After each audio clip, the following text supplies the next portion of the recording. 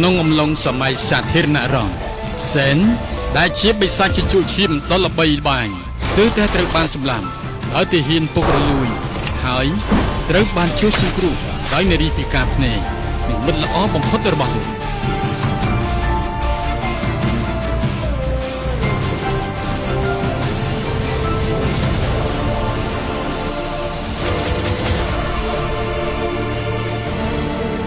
ជួយខ្ញុំផងខ្ញុំនៅទីនេះ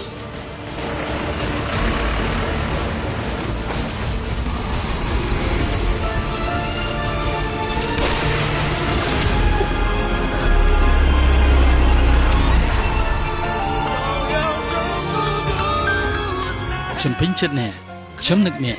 ខ្ញុំសង្ឃឹមថានឹងមានពេលវេលាមួយនឹងបញ្ចប់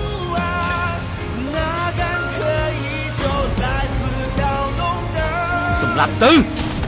ថ្ងៃដែលគ្រូសាសេនបានជួបនឹងគ្រូមហន្តរាយការប្រព័ន្ធធ្វើឃាតបរាជ័យ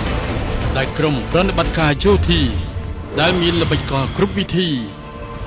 អ្នកត្រូវតែស្លាប់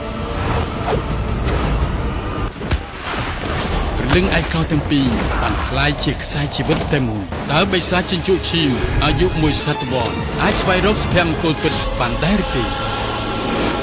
ទទួលសិទ្ធិផ្ដាច់មុខដោយក្រុមហ៊ុន PPCTV រឿងធម្មពលត្បូងចម្លែកទាំង3មានផ្សាយជូនទស្សនាក្នុងពេលឆាប់ៗនេះនៅលើកញ្ចក់ទូរទស្សន៍ខ្សែការ PPCTV តែមួយគត់គឺប៉ុស្តិ៍លេខ9